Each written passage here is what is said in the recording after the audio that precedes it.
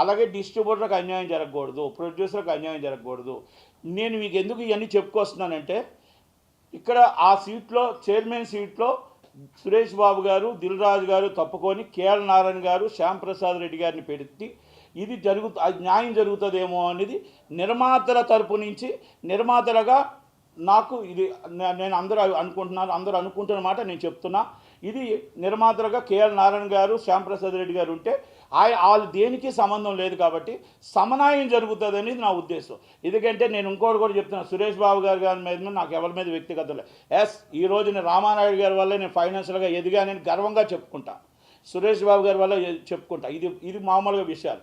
కానీ issues based వచ్చేటప్పటికి అక్కడ లీజు ఓనర్గా ఆయన ఉండేటప్పుడు ఒక కోసాన ఎగ్జిబ్యూటర్లకు సపోర్ట్ చేస్తున్నాడు, నిర్మాతలను చిన్నచూపు చూస్తున్నాడు అన్న ఒక ఫీలింగ్ ఉంది.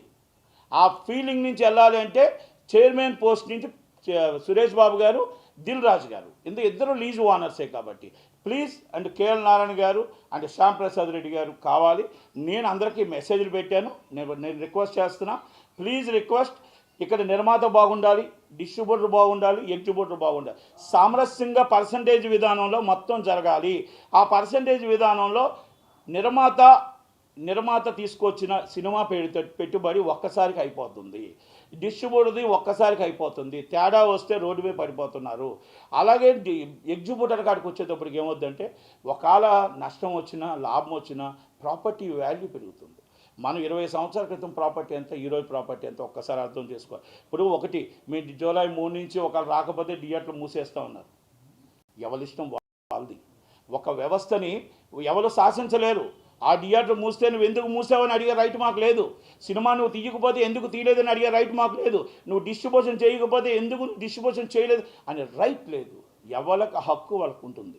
కనుక ఆ హక్కుని మనం ప్రశ్నించడానికి లేదు. కానీ నేనేమంటున్నానంటే ఇక్కడ జరుగుతున్న మొత్తం టోటల్ పరిణామాల్లో ఎందుకు పర్సంటేజ్ సిస్టంలో రావట్లేదు?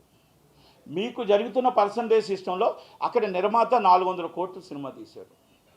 400 కోట్లు రీచ్ అయ్యి 3 సంవత్సరాలు కష్టపడితే అది రీచ్ అయ్యి గుడ్లో మెల్లగా జాగ్రత్తగా బయటపడుతున్నారు. అంటే బడ్జెట్లు పెరిగిపోతున్నాయి. ఆ బడ్జెట్లు పెరిగిపోవడం వల్ల ఆ నిర్మాత బయటపడడం కష్టం. మరి చాలామంది ఓనర్స్ అంటే కొంతమంది అంటున్నారు, మరి మీకు లాభాలు వచ్చేస్తున్నాయి కదండి, నష్టం వచ్చిన డబ్బులు మీరు ఇస్తారా? అఖండ ప్రొడ్యూసర్ పరిస్థితి ఈరోజు ఏంటి? అఖండ నష్టం వచ్చిన పరిస్థితి మీరు ఇవ్వగలరు?